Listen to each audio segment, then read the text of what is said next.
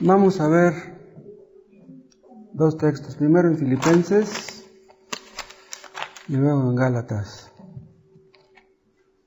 Filipenses 1, versículo 6.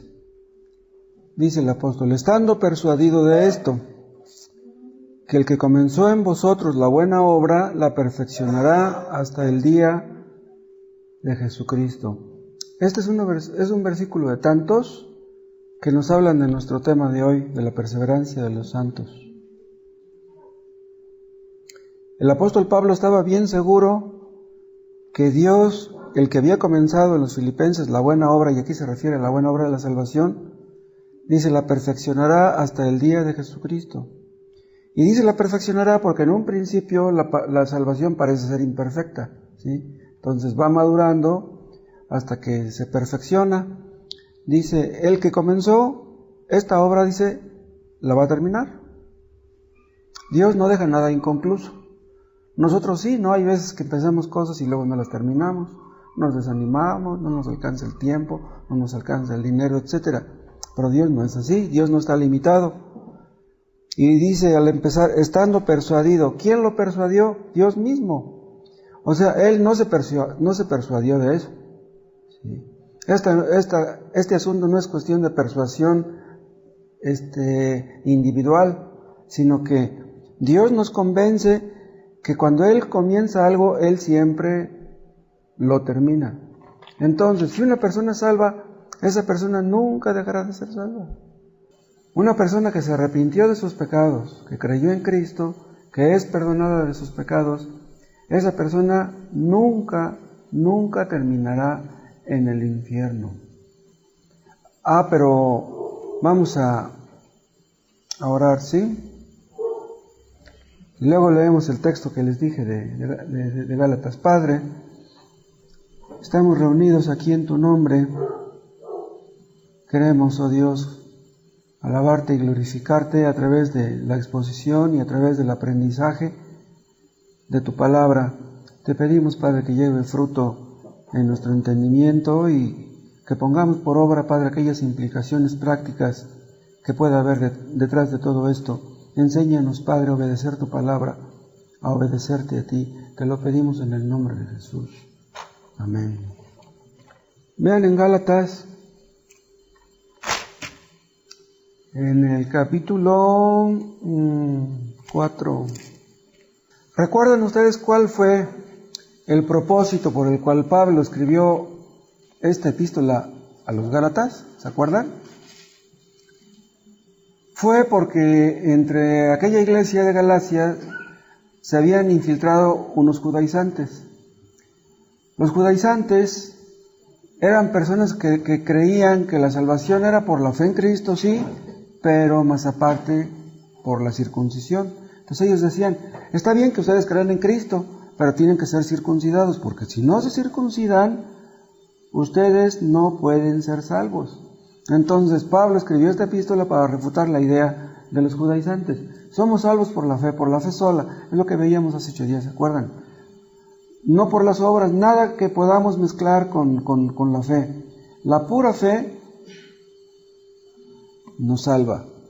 Y en este contexto vamos a leer de 4:21 en adelante.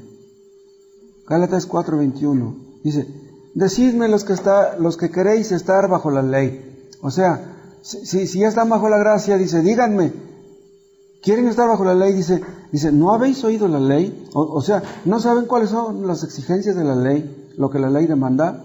¿No entienden? Y vean lo que dice el 22. Porque está escrito que Abraham tuvo 2 hijos. Uno de la esclava, el otro de la libre. O sea, uno de Agar, otro de Sara, ¿se acuerdan? Pero el de la esclava nació según la carne. O sea, el de la esclava es Ismael. ¿Por qué según la carne? Porque pues el Espíritu Santo no estaba guiando ni a Abraham, ni mucho menos a Agar, ¿no? Ni a Sara tampoco. Dice, está escrito que Abraham tuvo 2 hijos, uno de la esclava y el otro de la libre, pero el de la esclava nació según la carne. Más el de la libre, o sea Isaac, dice, por la promesa, porque Dios le había prometido a Isaac, ¿cómo se llama? A Abraham, que tendría un hijo, ¿no? Dice, lo cual es una alegoría, vean lo que dice el 24. Lo cual es una alegoría. ¿Qué quiere decir esto? ¿Que no ocurrió realmente? O sea, lo que ocurrió con Ismael y con Isaac, entonces no fue algo real, porque dice aquí, es una alegoría. O sea, es algo que nos ilustra algo, ¿no? Dice, pues estas mujeres, sí, Agar y Sara, son los dos pactos, quiere decir, simbolizan a los dos pactos. El uno proviene del monte Sinaí, que es el pacto de obras, el cual da hijos para esclavitud. Este es Agar, o este simboliza a Agar. Porque Agar es el monte Sinaí en Arabia, y corresponde a la Jerusalén actual, pues ésta junto con sus hijos está en esclavitud. Mas la Jerusalén de arriba, la cual es madre de todos nosotros, es libre, porque está escrito, regocíjate, oh estéril, tú que no das a luz, prorrumpe en júbilo y clama, tú que no tienes dolores de parto, porque más son los hijos de la desolada que de la que tiene marido. Así que, hermanos, nosotros como Isaac somos hijos de la promesa. ¿Qué está diciendo aquí el apóstol Pablo? Son unos cuantos versículos, pero que están llenos de enseñanza y que nos ilustran lo que yo estoy diciendo, que cuando una persona se arrepiente de sus pecados y cree en Cristo, es salva y nunca dejará de serlo. Pero acuérdense, hemos conocido a personas que dicen que tú puedes ser salvo hoy y puedes perder tu salvación mañana. Dicen, tu salvación depende de tu libre albedrío. Entonces, tú decidiste ser salvo. Usaste tu libre albedrío y dijiste, yo quiero ser salvo. Entonces ya eres salvo. Entonces, tú decidiste hoy ser salvo, pero mañana puedes decidir volver atrás. O sea, si tú usaste tu libre albedrío, esa es la idea que están dando a entender ellos. Si tú usaste tu libre albedrío para decidir ser salvo, entonces puedes usar tu libre albedrío para decidir alejarte de Cristo. Entonces, si te acercas a Cristo, eres salvo. Te alejas de Cristo, pierdes la salvación. ¿Pero es cierto eso? ¿Es cierto eso? Lo hemos refutado en diferentes ocasiones. Para empezar, el libre albedrío no existe. El libre albedrío no es una idea bíblica. Eso lo inventaron los filósofos. Pero entonces, ¿qué de las personas que parece que son salvas, que les gusta leer la Biblia, que asisten al culto, que ya dejaron un vicio, que ya dejaron otro, y de repente, ¡pum!, vuelven a la vida de antes, que fue de ellos? Entonces, ¿no perdieron su salvación? Es lo que dicen ellos, que sí fueron salvos, pero que perdieron la salvación. Nosotros creemos que eso no es así. Vean, nosotros creemos, conforme a las Escrituras, que nosotros perseveramos, vean, porque Dios nos preserva. ¿Recuerdan? Hay tal cosa como preservación y hay tal cosa como perseverancia. ¿Sí? Entonces, vean, nosotros perseveramos gracias a ¿qué? Gracias a que Dios nos preserva. Esta es la causa y este es el efecto. O sea, nosotros perseveramos gracias a que Dios nos preserva. En otras palabras, si Dios no nos ayudara, escuchen, perderíamos la salvación. Pero ¿cómo podría ser eso? Vean, somos salvos no por nuestro poder, no por nuestra capacidad, no por nuestra inteligencia. Somos salvos porque Dios quiso que lo fuéramos. Esa idea la vamos a desarrollar a través de todo este argumento. Somos salvos porque Dios nos preserva y eso podemos verlo cuando nosotros perseveramos. Entonces, si una persona se aleja de Cristo, si una persona se aleja de Dios, si una persona dice, no me dio resultado, no me funcionó, ya no quiero leer la Biblia, ya no quiero asistir a los cultos, esa persona nunca fue salva realmente. Nunca lo fue. Vean, esta doctrina se llama la perseverancia de los santos, pero hay algunos que no perseveran. ¿Y por qué no perseveran? Porque no son santos. Entonces, si una persona persevera en la vida cristiana, vence los obstáculos, el desánimo, la depresión, sale adelante en medio de las luchas y en medio de las pruebas, es que esa persona está siendo preservada por Dios. Es gracias a Dios que nosotros perseveramos. Pero entonces, Dios preserva a los santos, pero no a los hipócritas.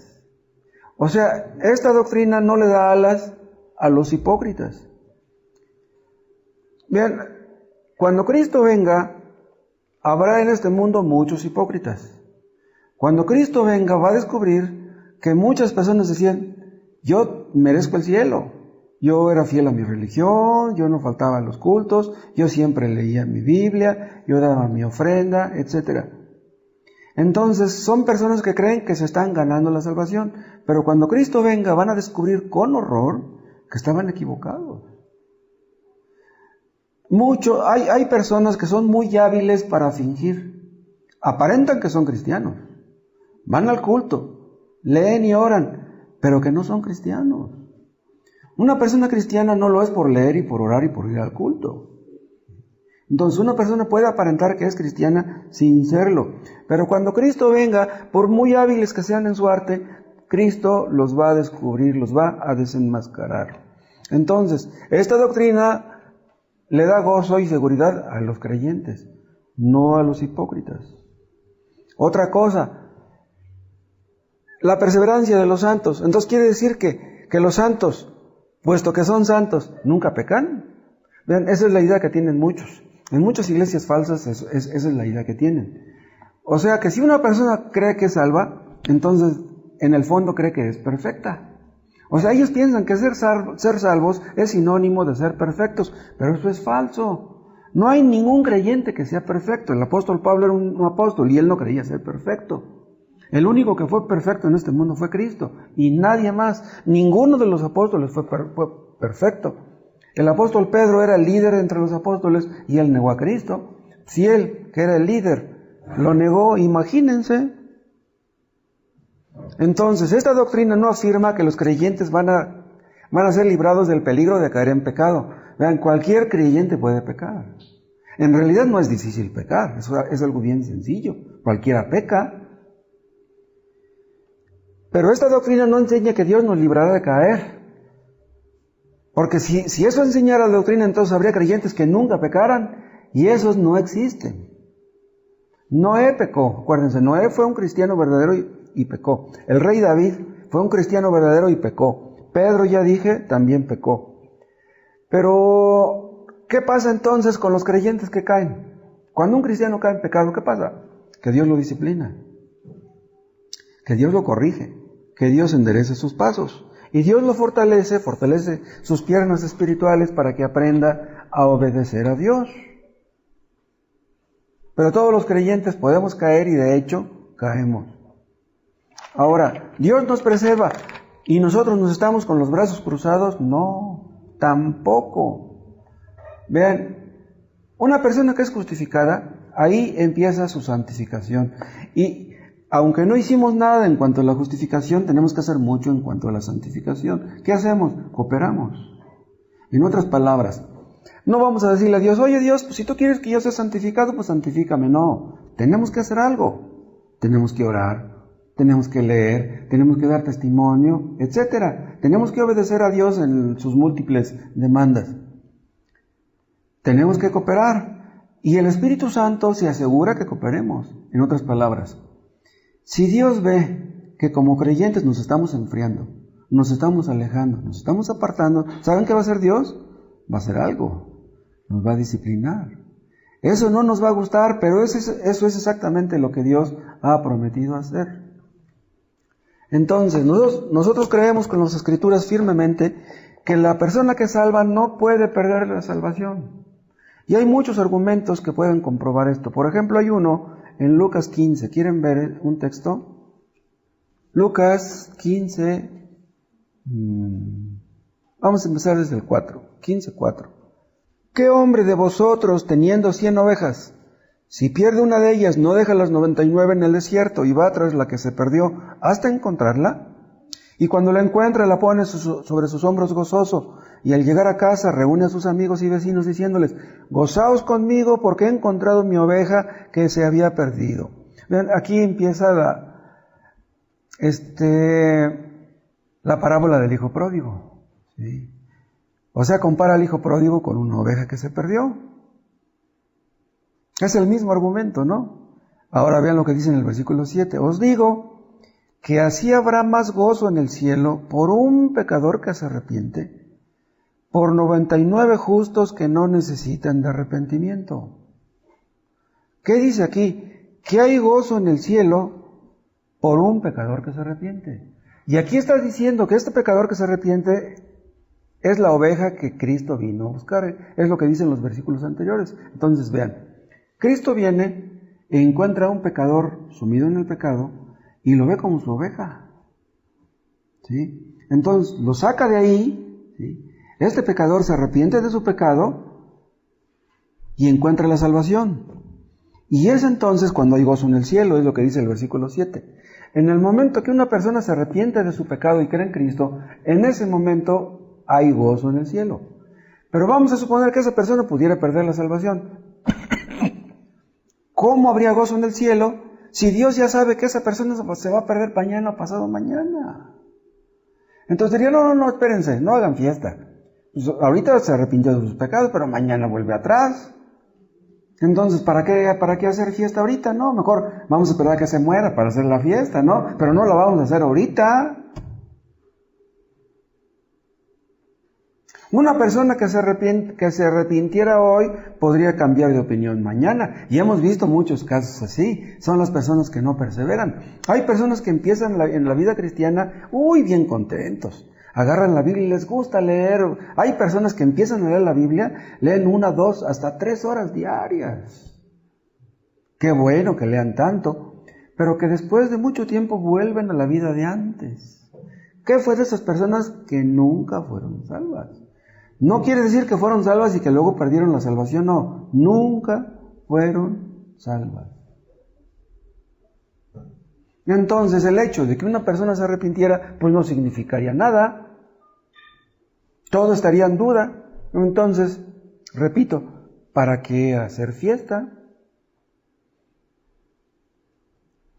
Sería posible que Dios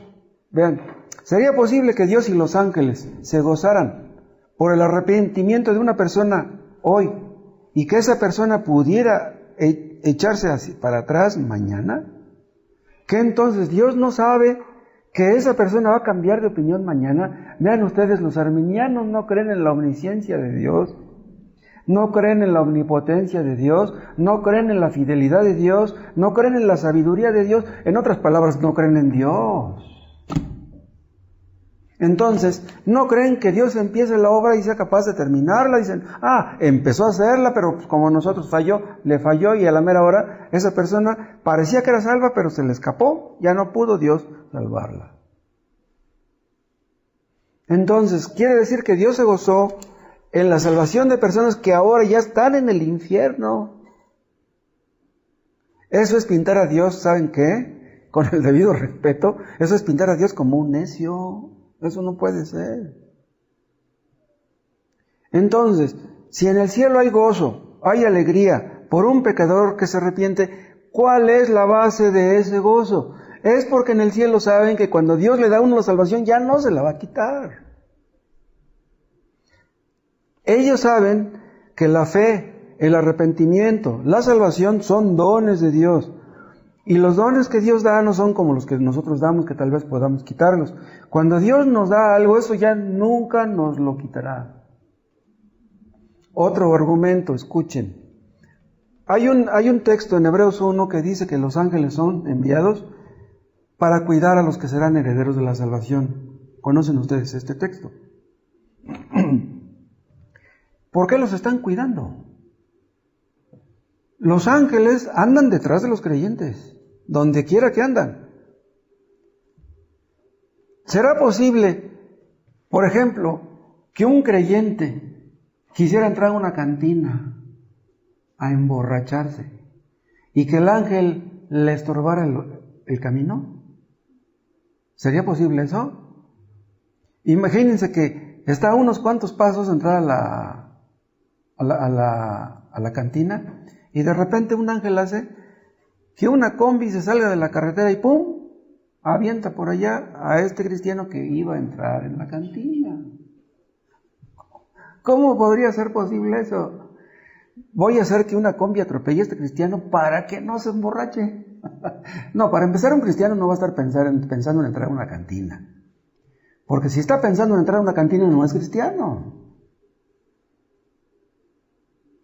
Los ángeles saben perfectamente que la salvación es de Dios y cuidan a los que van a ser herederos de la salvación. Pero no los cuidan para que no pierdan la salvación, no. Quien se encarga de que no pierdan la salvación es Dios mismo, es el Espíritu Santo. Entonces, ¿qué es lo que hacen los ángeles? Los ángeles lo que hacen es cuidar la integridad física, si así les parece conveniente, de los escogidos. En otras palabras, un escogido pudiera sufrir un accidente porque alguna persona lo odia, o porque alguna persona se descuida, porque va manejando imprudentemente, qué sé yo.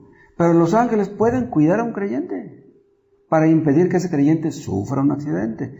Los ángeles no van a hacer que lo sufra, van a impedir que lo sufra.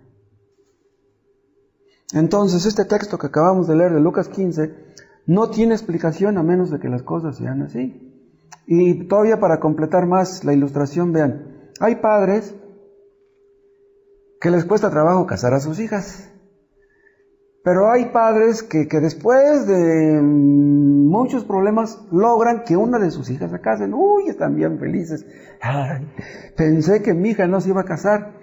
Pero no, hacen una fiesta tremenda. Están bien contentos. No tienen tal vez para la pachanga, pero piden dinero prestado. Hacen una fiesta sota. Pero no saben que a lo mejor un año después o dos se divorcian esas hijas. Si supieran que esas hijas que se casan hoy se iban a divorciar dentro de un año, a lo mejor ni fiesta hacían.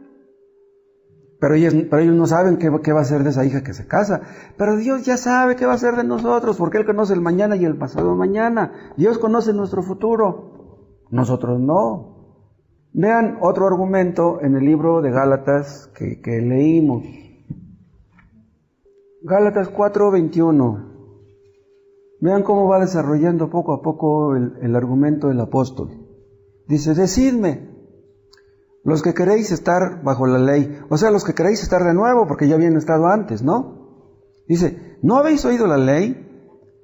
Porque está escrito que Abraham tuvo dos hijos, uno de la esclava, el otro de la libre. Pero el de la esclava nació según la carne, mas el de la libre por la promesa. Lo cual es una alegoría, pues estas mujeres son los dos pactos. O representan a los dos pactos, o simbolizan a los dos pactos. ¿Pero cuáles pactos? Vean, el pacto antiguo, que era el pacto de obras, y el nuevo pacto, que es el pacto de la gracia. Entonces, Agar simboliza el pacto antiguo, el pacto de obras, el pacto que Dios hizo en Sinaí, en el monte Sinaí, cuando Dios les dio la ley por medio de Moisés. Pero Sara representa o simboliza el nuevo pacto. ¿Cuál es el nuevo pacto? ¿Se acuerdan que en el libro de Hebreos, el autor de ese libro nos dice que Dios pensó desde un principio, ¿sí?, hacer a un lado ese pacto y establecer un nuevo pacto? Y Cristo es el fiador del nuevo pacto. Entonces, desde un principio, vean, desde los principios del mundo, Dios quiso que la salvación fuera por gracia. En el pacto antiguo, vean, era un pacto de obras. El nuevo pacto es un pacto de gracia. ¿Y qué decía el pacto antiguo? Si tú obedeces la ley, te salvas. Y los ingenuos judíos, hebreos, ellos pensaban, yo voy a guardar el pacto, yo me comprometo a guardar la ley, yo me comprometo a ser salvo por las obras, Dios me va a salvar. Eso es lo que ellos pensaban. Pero vean, ¿hubo algún judío en el Antiguo Testamento que fuera salvo por sus obras? ¿Hubo uno siquiera? No hubo ninguno. ¿Por qué? Porque para que una persona fuera salvo bajo el antiguo pacto, tenía que guardar toda la ley. Y dice Santiago, el que viola un mandamiento es culpable de violarlos todos. Y no hubo ningún judío que guardara los 10 mandamientos. Pero escuchen, ya Dios sabía eso. Dios ya sabía que ningún judío iba a guardar los 10 mandamientos. Acuérdense de este punto. Los adúlteros tenían que morir a pedradas. Los borrachos, los hijos rebeldes, los que trabajaban en sábado. En otras palabras, cualquier violación de cualquier mandamiento ameritaba la muerte. Dios les decía, mátenlos. Tenían que morir apedreados. ¿Por qué? Porque Dios quería meterles en la cabeza a aquellos judíos que no podían guardar toda la ley para que buscaran la salvación por gracia. ¿Cómo fue la salvación de antes? Por gracia. ¿Cómo es la salvación ahora? Por gracia. En otras palabras, nadie merece la salvación. ¿Por qué? Porque todos somos pecadores. Pero ¿saben una cosa? Hay mucha gente que no puede entender eso. Hay mucha gente que no puede entender que es pecadora. Hay muchas personas que creen que son buenos. Si tú crees ser bueno, tú no puedes ser salvo. Tú tienes que creer en el fondo de tu corazón que eres pecador. Y si no lo crees, ¿cómo le vas a pedir perdón? ¿De qué le vas a pedir perdón a Dios? Cristo no vino a buscar a los que están sanos. Cristo vino a buscar a los enfermos. ¿Tú crees que estar sano? Cristo no vino a buscarte a ti. Entonces, desde la eternidad, Dios planeó enviar a Cristo y hacer un nuevo pacto. Este pacto estaba destinado a desaparecer. Este pacto está destinado a prevalecer. Este pacto no puede ser desechado. Habrá creyentes salvos hasta que Cristo venga y todos son salvos por la gracia. Nadie merece la salvación. ¿Qué es lo que merecemos? El infierno. Porque todos hemos ofendido a Dios. Vean otra vez lo que dice aquí el versículo 22. Porque está escrito que Abraham tuvo 2 hijos, uno de la esclava, el otro de la libre. ¿Cuál fue el de la esclava? Vean, el hijo de la esclava, bueno, la esclava se llamaba Agar, y el hijo se llamaba Ismael. Dice, y otro de la libre. ¿Quién era la libre? Era Sara. Ella era la esposa de Abraham. Esta era la concubina. ¿Y quién fue el hijo de la promesa? ¿Quién fue el hijo de Sara? Isaac. Entonces, ¿para quién era la promesa de bendiciones? ¿Para Ismael o para Isaac? La promesa de las bendiciones era para Isaac. Sí. Entonces, ¿para quién es la promesa de salvación? ¿Para los que guardan el pacto antiguo o para los que están en el nuevo pacto? Es para estos. Bajo la ley, nadie pudo ser salvo por la ley. Ahora, Abraham, Isaac y Jacob obviamente fueron salvos. Noé, a pesar de que se emborrachó, que cometió aquella burrada, de todos modos Noé fue salvo. Lot, a pesar de sus tonterías que cometió de irse a meter a Sodoma, etc., él fue un cristiano verdadero. ¿Sí? Pero todo aquello ocurrió, escuchen, antes de que Dios le diera la ley a Moisés. ¿Entienden? Los casos que yo les estoy citando fue antes de Moisés. Ahora sigan leyendo. Dice el 23, pero el de la esclava nació según la carne, mas el de la libre por la promesa. Ya lo vimos. Dice el 24, lo cual es una alegoría. Pues estas mujeres son los 2 pactos, o representan a los 2 pactos. El uno proviene del monte Sinaí. ¿Pero por qué dice el uno proviene del monte Sinaí? Puesto que el monte Sinaí en realidad apareció en escena mucho antes que Abraham. ¿Sí? Pero la ley propiamente dicho, o sea, con ese nombre, fue dado hasta el monte Sinaí. Pero recuerden una cosa, en un sentido, la ley existía desde Adán. Pero ¿cómo podemos saberlo? Acuérdense, Dios le dijo a Adán, ¿puedes comer de todos los árboles? Menos de este. Ahí está la ley. Porque Adán pudo haber pensado, bueno, pero ¿por qué Dios no me da permiso de comer de ese fruto? Yo quiero comer de todos. Y Dios le dijo, no, chiquito, vas a hacer lo que yo diga. No es lo que tú digas. Vean ustedes cómo ya desde un principio Dios obligó al hombre a estar sujeto bajo la ley. Las cosas no serían como Adán dijera, sino como Dios dijo. ¿Por qué Dios aceptó la ofrenda de Abel y no la de Caín? Porque ya Dios había dicho cómo tenía que ser la ofrenda. Pero Caín presentó una ofrenda a su gusto. Entonces las cosas tienen que ser como Dios dice, no como nosotros digamos. Ahora ven el 24, lo cual es una alegoría, pues estas mujeres son los dos pactos. El uno proviene del monte Sinaí, el cual da hijos para esclavitud. Este es Agar, vean, aquí está la palabra esclavitud.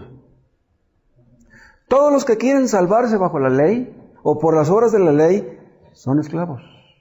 En cambio, todos los que creen en Cristo, vean, son libres. ¿Por qué? Porque Cristo nos ha hecho libres. ¿Qué quiero decir? Vean, todos los sabáticos, los anglicanos, los presbiterianos, los luteranos, los católicos, los testigos, los mormones, están aquí. Todas esas que les acabo de mencionar son religiones falsas. Son religiones que enseñan que tú te vas a salvar por tus obras. Échale ganas, esfuérzate, reparte folletos, das tu diezmo y tú te salvas. Entonces le hacen creer a la gente que la salvación depende de ellos, no de la gracia de Dios. Entonces les dicen, la salvación depende de ti, la salvación depende de lo que tú hagas. Exactamente lo que los judaizantes le daban a entender a los gálatas. Por eso se enojó Gálatas. Cuando escribió esta epístola, el apóstol Pablo estaba enojado. ¿Sí? Hay una parte donde le dice, Gálatas insensatos. Es una palabra muy dura esa. Pero ¿por qué son esclavos? Vean, por ejemplo, el caso de los sabáticos que yo cité. Los sabáticos creen que ellos van a ir al cielo porque no trabajan en sábado. Ellos tratan de guardar un mandamiento, el que dice que no debemos trabajar en el día de reposo. Entonces, son tan necios para pensar que nomás por guardar un mandamiento se van a ir al cielo. ¿Qué hacen con los otros 9? ¿Pero por qué les gustó ese? ¿Por qué desechan todos los demás? Nada más les gustó ese mandamiento. Son esclavos, vean, porque de mala gana tienen que obedecer lo que saben de la ley. Todos los que quieren salvarse por sus obras están reprimidos, están restringidos y hacen las cosas de mala gana. Ven la ley en el fondo con malos ojos. Les quita su libertad. Son esclavos. Es como, bueno, vean, un esclavo de aquel tiempo oía el chasquido del látigo. ¿Qué hacía? Los esclavos le tenían miedo al amo. ¿Era posible que un esclavo amara al amo? Si ustedes tienen un patrón que es déspota, que no les quiere aumentar el sueldo, que no les reconoce sus esfuerzos, un mal patrón, pues ustedes lo soportan porque pues no les queda otra, pues tienen que ir a trabajar, pero no lo aman. No. Son esclavos.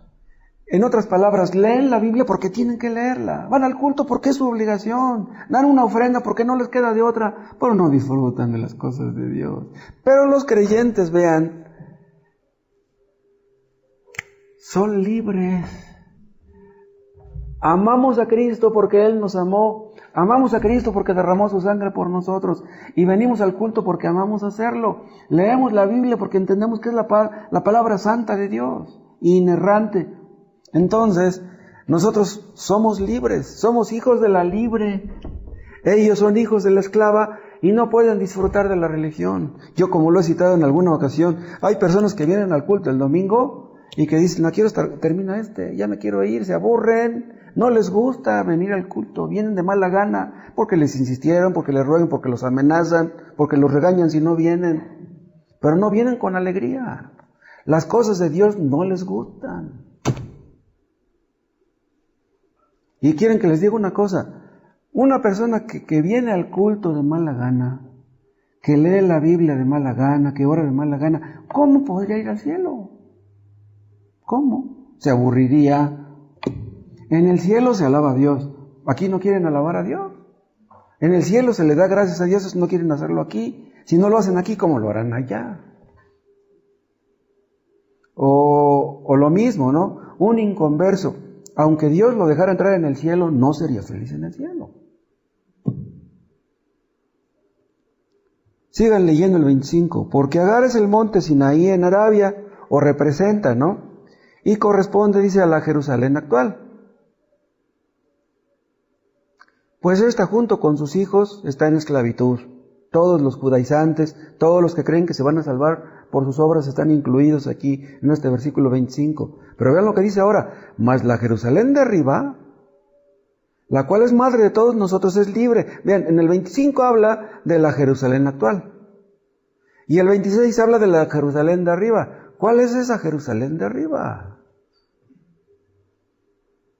¿Recuerdan ustedes qué quiere decir la palabra Jerusalén? ¿Recuerdan? Habla de la ciudad de la paz. ¿Sí? Es una ciudad de paz. O sea, allá en el cielo tendremos una ciudad de paz. Una ciudad donde no habrá pleitos, no habrá demandas, no habrá policías, no habrá balazos. Será un mundo de paz en el cielo. Pero dice aquí en el 25, porque Agar es el monte Sinaí en Arabia y corresponde o simboliza a la Jerusalén actual. O podríamos traducir a la Jerusalén terrenal. Entonces, ¿qué está diciendo aquí el apóstol? Vean, que los que se quieren salvar por sus obras, ¿sí?, no pasan de aquí, vean. ¿Cuál era la meta de todos aquellos que iban a cruzar el río Jordán? Pues llegar a la Jerusalén terrenal. La tierra que fluye leche y miel, pero aquí en este mundo. ¿A dónde les llevó este pacto? A este lugar. Y nada más.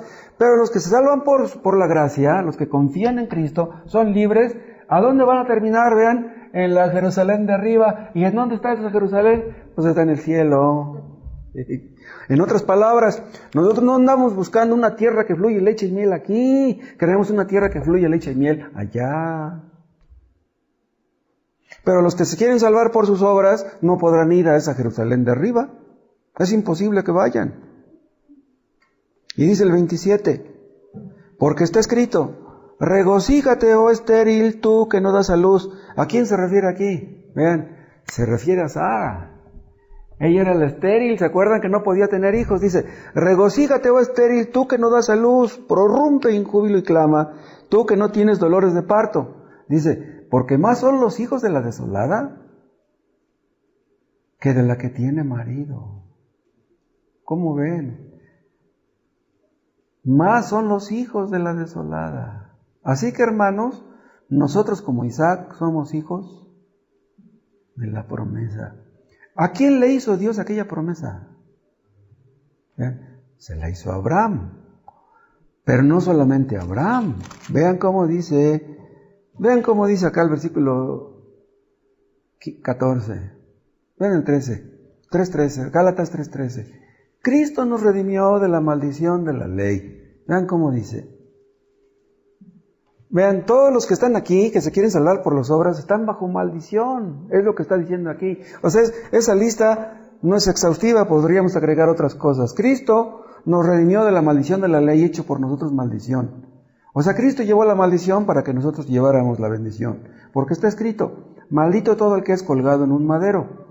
Para que en Cristo Jesús, vean lo que dice, la bendición de Abraham, o quiere decir la bendición prometida a Abraham, alcanzase a los gentiles, a fin de que por la fe recibiésemos la promesa del Espíritu. ¿Cómo es salvo Abraham? ¿Por las obras? No, pues salvo por la fe. Dice, a fin de que por la fe recibiésemos la promesa del Espíritu. O sea, recibimos la salvación igual que Abraham, por la fe, la promesa.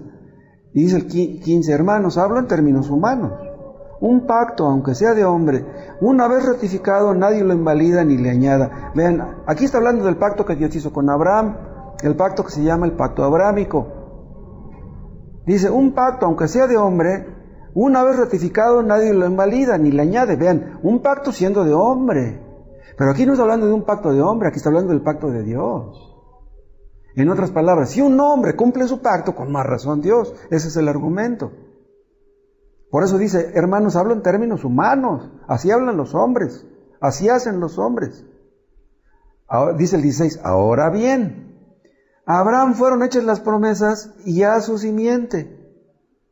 No dice ya las simientes como si hablase de muchos, sino como de uno, y a tu simiente, la cual es Cristo. ¿A quién le hizo Dios la promesa? ¿A Abraham y a quién más? Y a su simiente, que es Cristo. Pero entonces, ¿Isaac no fue su simiente? Claro que sí. Y también Jacob. También Jacob fue su simiente. Pero Cristo también, porque vienen en la misma línea de descendencia. Entonces, quiere decir que esta promesa que Dios le hizo a Abraham, tipológicamente se cumplía en Cristo. Aquí ya está pasando por alto a Isaac y a Jacob, y se está dirigiendo hasta Cristo. Por eso dice aquí, y a las simientes, no dice y a las simientes como si hablase de muchos, sino como de uno, dice y a tu simiente, la cual es Cristo. En otras palabras, Dios le hizo ese pacto, vean, con Cristo, el pacto de gracia, y le prometió darle muchos hijos. Todos los que creyeran en Cristo irían a la gloria. Millones de personas, dice Apocalipsis. El día del juicio, o más bien después, cuando ya venga el reino eterno, se van a sentar con Cristo en el reino de los cielos millones y millones y millones de personas que creyeron en Él a través de la historia. Estarán en la Jerusalén de arriba. Estarán viviendo en libertad, en un mundo de paz, en la ciudad de paz celestial. Todos aquellos que creyeron en la promesa, todos aquellos que eran hijos de la libre, todos los que creyeron en el Evangelio, todos los que son salvos por la gracia. Todos estos están bajo la ley y están obligados a salvarse por sus obras, lo cual nunca lograrán. Un sabático cree que se vaya al cielo por guardar el sábado.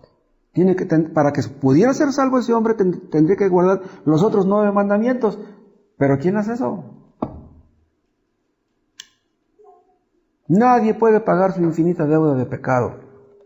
Imagínense que un millonario el día del juicio le dijera a Dios, Dios, mira, traje conmigo todos los millones que tenía en mi caja de ahorros, te los doy, pero dame el cielo. ¿Qué le va a decir Dios? ¿Entienden ustedes por qué la salvación no se puede perder? ¿Entienden ustedes? Porque la salvación prometió dárselas a Cristo y a todos los que creyeran en Él. Dios hizo el Padre. Dios el Padre, perdón, hizo un pacto con el Hijo. Vean, este es el que se llama el pacto eterno. El pacto que Dios hizo fue un pacto eterno. ¿Y saben ustedes por qué los teólogos le llaman así el pacto eterno? Porque fue un pacto que hicieron el Padre, el Hijo y el Espíritu Santo. Imagínense ustedes que estaban los tres, aunque no son tres dioses, nosotros nada más creemos en uno. Pero imagínense que estaban el Padre y el Hijo y el Espíritu Santo deliberando. Dice el Padre, yo me comprometo a enviar a Cristo, el Mesías al mundo, a que derrame su sangre por los escogidos. O sea, yo voy a poner mi parte, dice el Padre. Y el Hijo dice, yo me comprometo a ir al mundo, a obedecer la ley, a morir en la cruz, a derramar mi sangre por los escogidos. Entonces el Padre puso su parte y el Hijo puso la suya, pero el Espíritu Santo tenía que poner también su parte. ¿Qué es lo que hace el Espíritu Santo? Regenera, santifica, glorifica, ¿y qué más? No recuerdo cuáles otras cosas. Entonces, el Padre pone su parte, el Hijo pone la suya y el Espíritu Santo pone la suya. ¿Es posible que Dios falle? ¿Qué tenemos que hacer nosotros para ir a la gloria? Nada más creer en Cristo. De todo lo demás Dios se encarga. Pero vean, el hecho de que nosotros creamos en Cristo es algo que Dios nos da. Es un regalo, la fe verdadera es un regalo de Dios. Entonces yo creo en Dios porque Él quiso que yo creyera. Yo soy salvo porque Él quiso salvarme. Entonces, si Él quiso salvarme, si me tomó en cuenta cuando yo vivía en el pecado, ¿será posible que por un pecado que cometa ya Dios me vaya a quitar la salvación? Siendo aún pecadores, Cristo murió por nosotros. Siendo pecadores. No murió porque éramos buenos. Murió a pesar de que éramos de lo peor. Entonces, ¿qué vamos a hacer para que Dios nos quite la salvación que ya nos regaló? Los pentecostales creen que la salvación se pierde. Dicen, Cristo murió por tus pecados pasados, pero no murió por tus pecados futuros. Entonces, si tú pecas mañana, pierdes la salvación.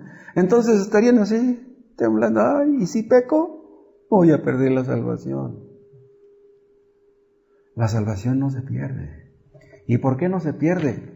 Porque depende de Dios. Hemos visto, David cayó en adulterio. ¿Perdió la salvación? Es increíble eso. Es increíble que un cristiano pueda caer en adulterio y no pierda la salvación. Merece la muerte. El rey David merecía la muerte. Por eso le dijo Natán, Jehová ha remitido tu pecado, no morirás. Esas palabras, ¿cómo le caerían a David? ¿Cómo? Yo merezco que me apedreen por adúltero, pero no murió. Es increíble la gracia de Dios. Algunos piensan que al enseñar estas doctrinas estamos fomentando el pecado.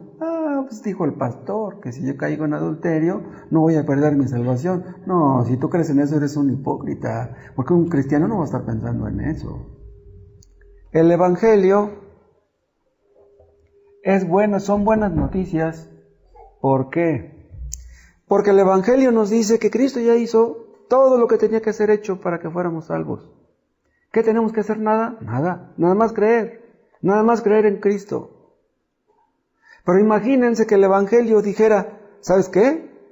Si quieres ir al cielo, tienes que portarte bien, tienes que dejar tus pecados, si no, pues vas a ir al infierno.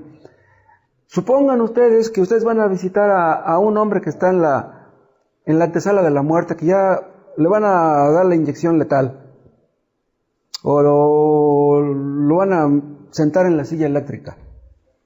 Un día antes de que muera este condenado a muerte, ustedes van y le dicen las buenas noticias. Oye, te traigo buenas nuevas, te traigo buenas noticias.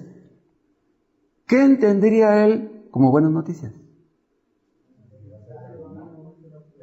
Que ya me indultaron, que ya me van a dejarle, que ya no me van a matar. Eso es lo que él entendería como buenas noticias. Pero supongamos que le dijéramos, que le dijera, a ver, dime cuáles son las buenas noticias. Pues pórtate bien. ¿Cómo me porto bien? Un hombre, un violador, un asesino, un narco, que toda su vida ha pecado, ¿cómo se va a portar bien? Imagínense que le dijéramos al borracho que está ahí sentado en la esquina, ¿sabes qué? Te traigo buenas noticias. Si dejas de beber, te salvas. A lo mejor dejaba de beber, con tal de salvarse. Pero una persona se salva por dejar de beber. Pues no. ¿Cómo vamos a asegurarle a un borracho, dejando de beber te salvas? No podemos decirle eso. ¿De qué sirve que dejes de beber? Si sigues con tus rencores, con tus envidias, con tus tranzas. No, tienes que dejar tu pecado en general. No nada más tienes que dejar de beber. Entonces esas no serían buenas noticias, serían pésimas noticias.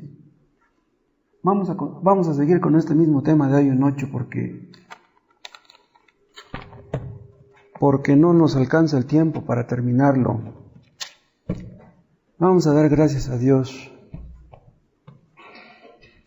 Padre, te damos gracias por tu palabra, por la obra que Cristo vino a hacer en nuestro lugar, porque Cristo vino a derramar su sangre por los pecadores. Oh Dios, ayúdanos a creerlo de todo corazón y a vivirlo, y que podamos ser apartados del pecado,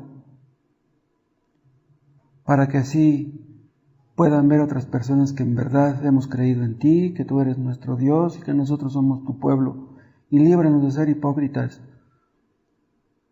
líbranos de fingir que somos lo que no somos. Danos tu gracia, Padre, para vivir en obediencia y en perseverancia conforme a tus promesas, y que tu nombre sea glorificado en todo lo que tú hagas en nuestras vidas. Te lo pedimos por Cristo. Amén.